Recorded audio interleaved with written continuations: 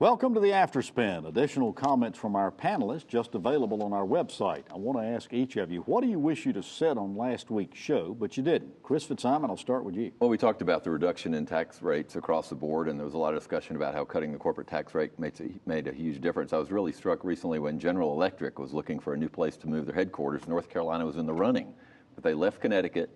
A tax with an 8.5% corporate income tax rate. So you think, gosh, they sure don't want to pay a high corporate tax rate. Well, they didn't come to North Carolina with now a 3% corporate tax rate. They went to Massachusetts. Massachusetts has an 8% corporate tax rate.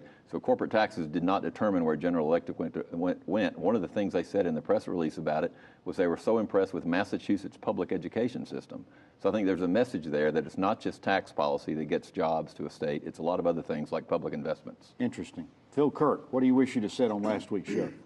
In regard to the bonds, I wish I'd commented about the North Carolina Chamber's support for the bonds. First, I'm glad they're supporting the bonds, but they said that it's the first time the North Carolina Chamber had ever endorsed a bond campaign, and that's certainly not true. Seems like I remember a gentleman named Phil Kirk that was head of the chamber. I wasn't going to get into that, but we endorsed and worked almost full time on it. Now, technically, our name was not the North Carolina Chamber; it was the North Carolina Citizens for Business and Industry, but we were the recognized state chamber by the U.S. Chamber. I'm glad I thought that was interesting. I'm glad you set that straight. Dennis, what do you wish you'd have said on last week's show? Well, we did talk about how the tax cuts have helped North Carolina create jobs, and at the Economic Development Forum, there was one chart that just grabbed the attention of everybody, including the media, and that was how many of the high-growth counties there weren't and how many low-growth counties there were.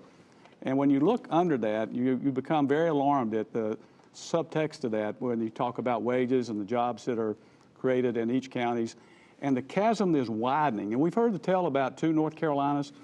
It's getting worse, and we need to do something about it. And I think what's even more telling is we're going to have the next generation coming along if we don't do things in our school system to help people be ready for jobs of the future. Interesting. Becky, what do you wish you'd have said on last week's show? That is a good point that Dennis made. And again, with the tax discussion, beginning in 2013 and for the next 7 years, the total tax cut that has occurred is $6 billion that has been will be over these 7 years will be reinvested in North Carolina with North Carolina companies. Again, for North Carolinians to spend that money the way that they want to make our economy vibrant, to keep our economy growing, to create jobs, to keep us on this path that we're going. Well, thanks for watching the Afterspin. We'll have more video all during the week on ncspin.com.